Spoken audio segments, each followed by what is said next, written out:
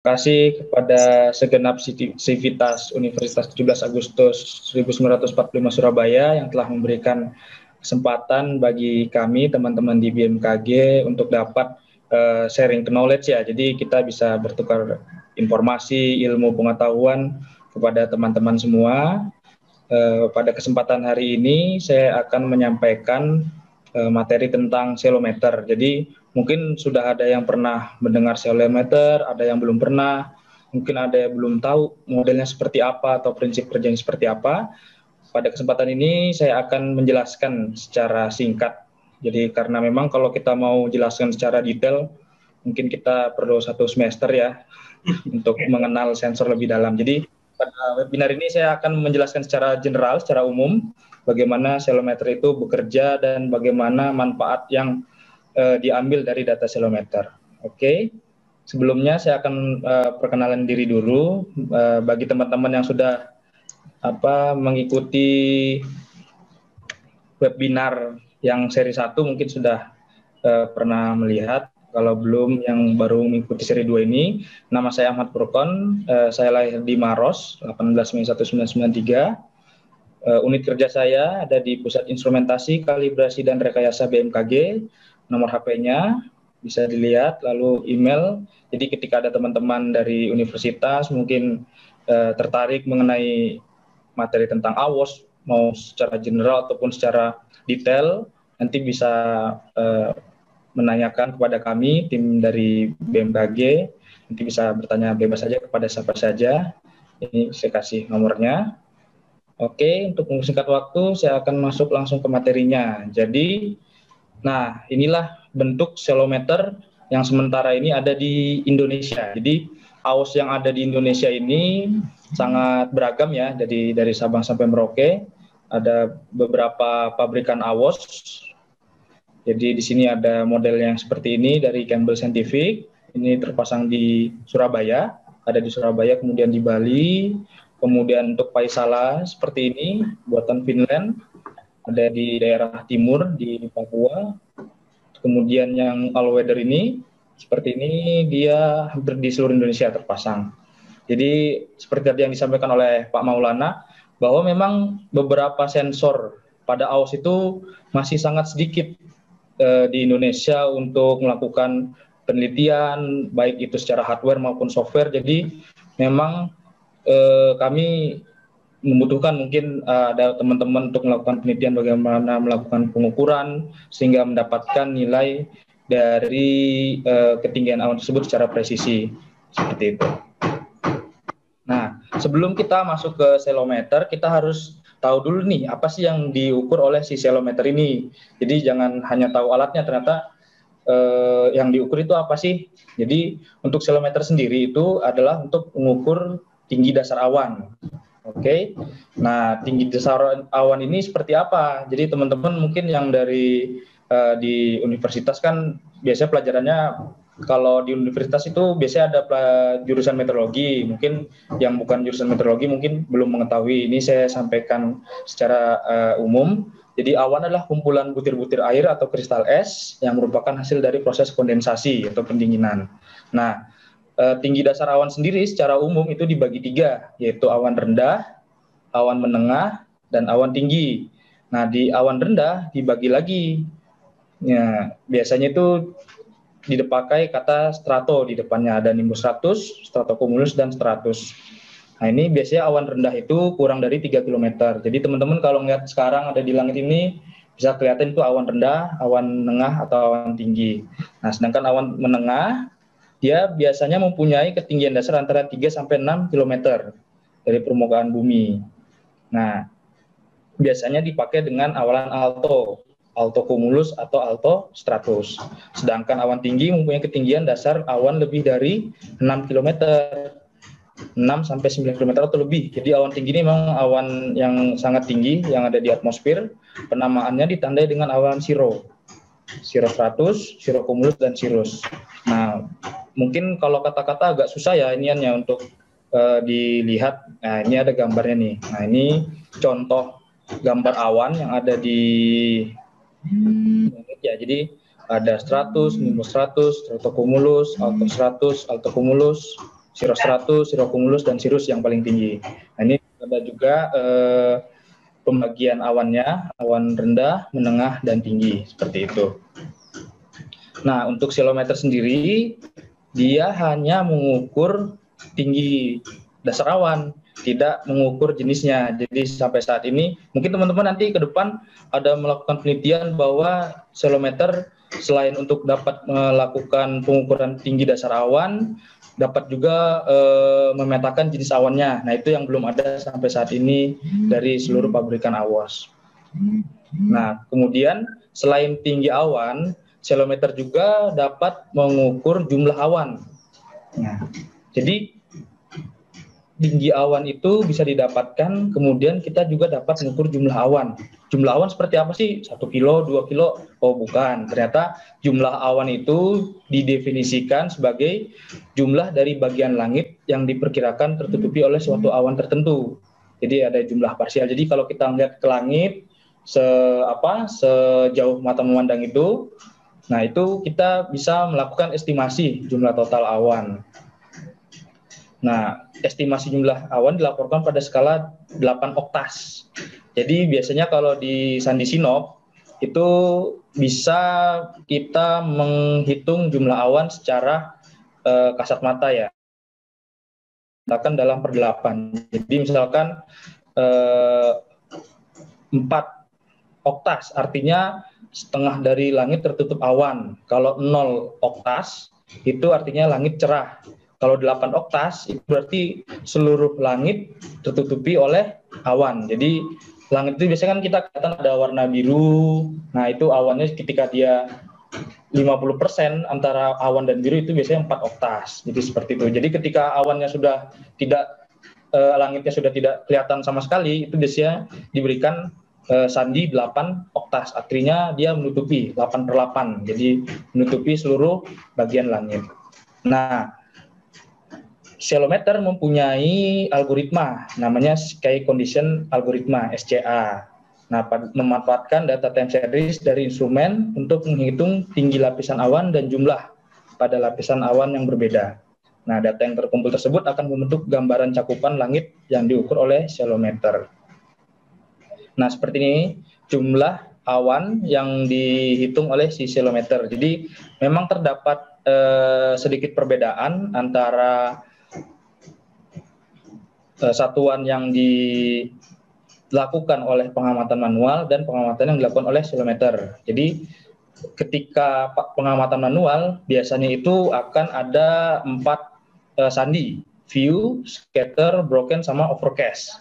Jadi ketika view itu 1 hingga 2 oktas, jadi awan ini sekitar agak tipis-tipis ya, jadi langit cenderung terlihat banyak, awannya sedikit, jadi langitnya terlihat jelas. Kemudian scatter ini 3-4 oktas. Ketika broken dia 5 hingga 7 oktas. Dan ketika overcast biasanya ada awan CB atau ketika akan hujan dia akan menutupi seluruh permukaan langit. Nah, sedangkan di silometer untuk penyandiannya hanya ada 3, yaitu scatter, broken, hingga overcast. Jadi itu tidak digunakan oleh si silometer. Jadi mungkin teman-teman yang belum pernah melakukan penyandian atau belum pernah melihat sandi dalam meteorologi, metak dan sebagainya, itu mungkin agak bingung ya melihat seperti ini. Nah, nanti ketika sudah mengetahui, terus nanti ketika mungkin ada melakukan kunjungan ke kantor BMKG akan melihat istilah-istilah seperti ini. Jadi ada view, scatter, broken, overcast. Nah, silometer tadi kita sudah sebut untuk pengukuran tinggi dan jumlah awan. Sekarang kita alatnya namanya silometer. Jadi silometer adalah peralatan yang berfungsi untuk mengukur ketinggian dasar awan dengan cara memancarkan cahaya laser. Jadi dia prinsipnya itu LIDAR. Jadi LIDAR, detecting and ranging. Silometer dapat mengukur awan hingga 4 lapisan secara bersamaan. Jadi kehebatannya si silometer ini, sekali dia menembak, dia dapat menembus 4 lapisan tersebut sampai dengan jarak 25.000 kaki atau 7.620 meter vertikal. Nah, selain dia membaca dan mengukur awan, Selometer juga dapat melaporkan visibilitas vertikal atau PV kalau di AWOS itu. Nah, pentingnya selometer itu untuk apa sih pada bandara? Kenapa harus ada selometer? Jadi tadi saya sudah ada di mana Peraturan Menteri Perhubungan nomor 95 tahun 2018 bahwa memang standar keselamatan di penerbangan itu harus dilengkapi dengan instrumen landing system ILS. Kemudian ada peralatan pengamatan meteorologi, harus ditambahkan peralatan berupa selometer untuk mengamati stasiun meteorologi dasar awan dan transmiso tadi yang telah dijelaskan oleh Pak Maulana. Jadi memang selometer dan RVR tadi atau visibility sangat dibutuhkan untuk memberikan informasi kepada pilot ketika akan melakukan take off dan landing pesawat. Jadi seperti itu. Nah, kita balik lagi ke materi. Nah, selometer digunakan untuk memberikan informasi kepada pilot mengenai jangkauan awan. Jadi, misalnya awan mendung menutupi landasan, informasi ini membantu untuk pilot menentukan ketinggian terbangnya sehingga dapat keluar dari awan. Jadi, ketika teman-teman mungkin sering naik pesawat ya, mungkin pas ketika pesawatnya masuk awan kan nggak kelihatan sama sekali tuh.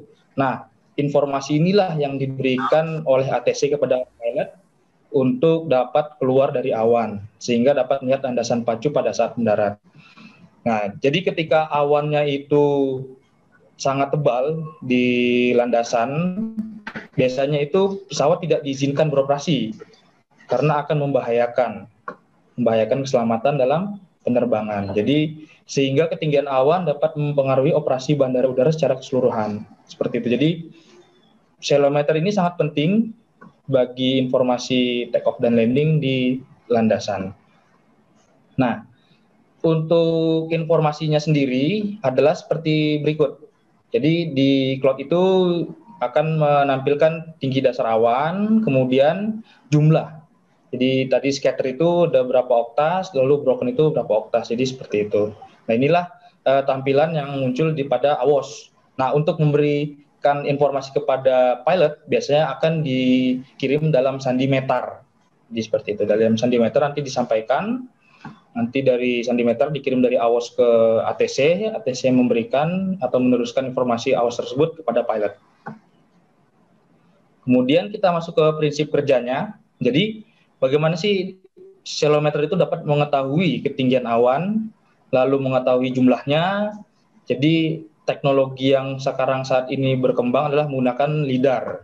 Itu light detection and ranging. Jadi menggunakan cahaya untuk menemukan jarak dan informasi suatu objek. Jadi seperti kalau kita secara sederhana kita tembakan laser, nanti dia akan melakukan transmitter, kemudian akan menerima di receiver. Jadi jarak tersebut, lalu waktunya akan dihitung, itulah yang menjadi ketinggian dari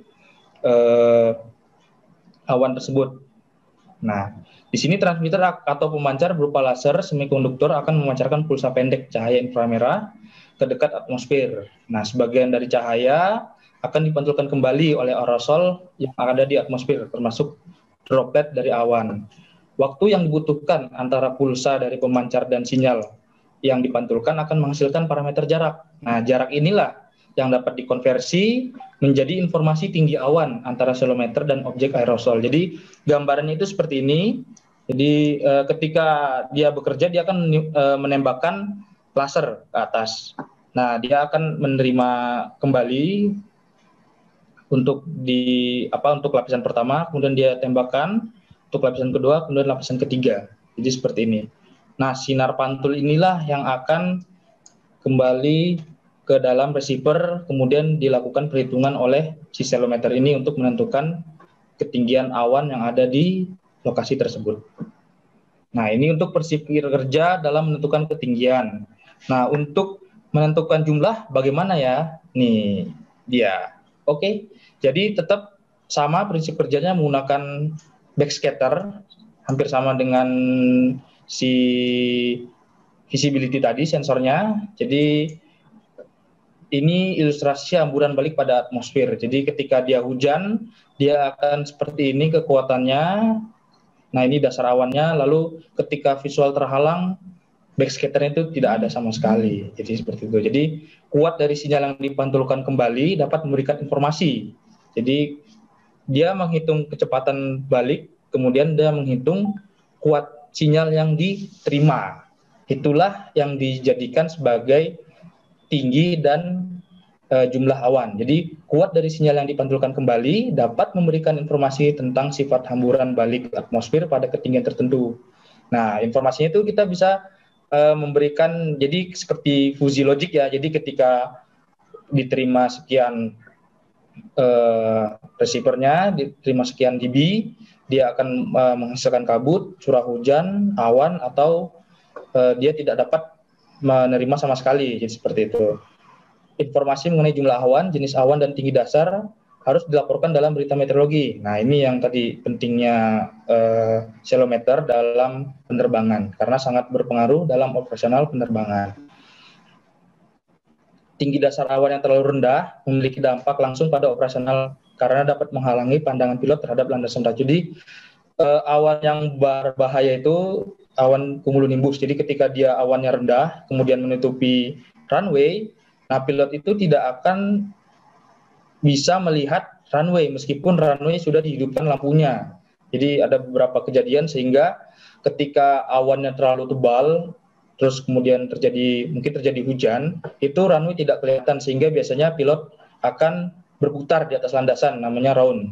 Jadi rounding berapa kali, ketika sudah agak kelihatan runway-nya akan melakukan pendaratan. Jadi seperti itu. Nah, untuk selometer yang ada saat ini di pasaran umumnya memiliki rentang pengukuran yang lebar antara 30 meter sampai dengan 6.000 meter, 20.000 feet.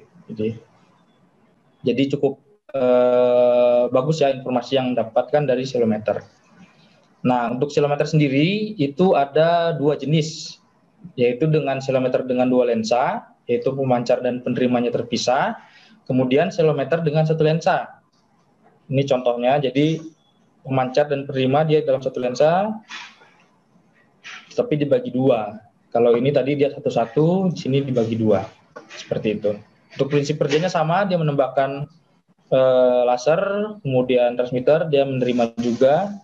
Nah, itulah nanti jarak waktu yang dipancarkan dan diterima, kemudian kekuatan sinyal yang diterima akan diterjemahkan menjadi ketinggian dan jumlah awan. Nah, selometer sendiri di antara kecanggihannya ternyata masih terdapat beberapa kekurangan. Jadi karena teknologinya mungkin sudah canggih, tapi tetap masih ada kekurangan, dan itu memang sudah bukan disepakati ya. Jadi memang sudah dimaklumi oleh segenap penerbangan atau kegiatan dalam penerbangan, lalu oleh BMKG selaku otoritas yang memberikan data penerbangan, bahwa keterbatasan prosedur pengambilan sampel dan pemrosesan di algoritma tugas observer di BMKG biasanya harus memperhatikan hal-hal berikut saat menafsirkan keluaran SCA. Jadi di antara kecanggihannya masih terdapat kekurangan ya. Jadi kekurangan inilah yang membuka kesempatan kita untuk mungkin melakukan penelitian atau sebagai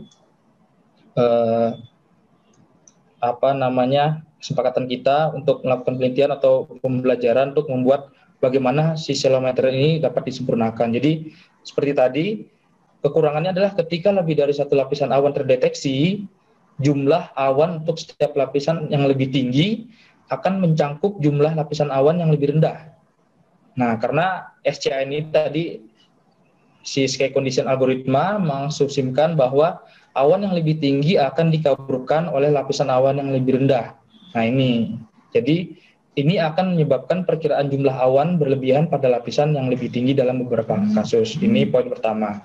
Kemudian, untuk poin keduanya, lapisan awan atas tidak akan dilaporkan sama sekali. Nah, itu. Jika seluruhnya, maksudnya untuk lapisan bawahnya itu ditutup oleh awan rendah. Jadi ketika ada awan rendah di atas selometer tadi, awan rendah di sini yang sangat tebal, itu kadang tidak dapat, si laser ini tidak dapat menembus, karena ketika terjadi awan cumulonimbus ini, nah ini kan dari bawah sampai atas, jadi kadang seismometer ini tidak mampu untuk menembus si cumulonimbus ini, jadi dia tidak dapat memberikan informasi awan di lapisan setelah awan rendah. Jadi seperti itu. Nah, kemudian SCA juga dapat memberikan pengamatan yang salah. Jadi ketika awan scatter atau broken yang bergerak lambat di atas seismometer, nah ini jangka waktu tertentu dapat menghasilkan laporan mendung. Jadi karena langit itu kan cakrawala luas ya ininya ya, luasan itu luas. Jadi kadang ada beberapa awan yang stay di atas seismometer. Padahal di sisi lain, misalkan di sisi barat itu ada awan mendung, lalu di sisi timur itu cerah. Nah, seismometer tetap memberikan informasi yang ada di seismometer tersebut. Jadi misalkan seismometer itu ada di barat, nah awan tersebut di barat mendung, sedangkan di timur cerah. Nah, seismometer tetap memberikan informasi awan mendung tersebut. Jadi itu, jadi bisa dapat terjadi kesalahan pembacaan karena awannya itu kadang dia bergerak lambat. Nah, ini mendung yang salah. Di sisi lain, jadi ketika seismometer secara langsung di bawah bidang langit yang cerah, tetapi ada sisi kanan dan kirinya itu mendung, itu juga dapat memberikan informasi yang salah. Jadi memang masih tetap harus dilakukan verifikasi oleh observer ketika memberikan informasi tentang awan tersebut kepada pilot atau ATC. Nah, kemudian seismometer juga akan berfungsi secara normal dalam presipitasi, cahaya kabut, dan debu atau salju. Namun, kadang ketika fenomena tersebut meningkat intensitasnya, jadi ketika hujannya sangat deras atau kabutnya sangat pekat, lalu ada badai debu atau salju menutupi laser tersebut, nah, tidak lagi dapat memberikan identifikasi dasar awan. Nah, dalam hal ini seismometer akan melaporkan vertical visibility tadi, VV. Jadi ketika VV inilah si observer harus melakukan secara manual karena keterbatasan dari si seismometer ini. Jadi mungkin itu yang bisa dapat sampaikan. Mudah-mudahan informasi ini bermanfaat kepada teman-teman yang mungkin belum mengetahui atau belum pernah melihat dan belum pernah mendengar tentang seismometer. Semoga dapat bermanfaat. Terima kasih atas perhatiannya.